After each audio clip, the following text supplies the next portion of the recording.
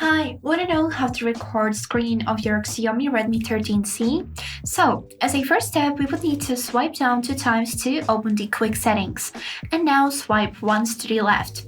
Here on the second page, you'd be able to find screen recorder right here at the left upper corner.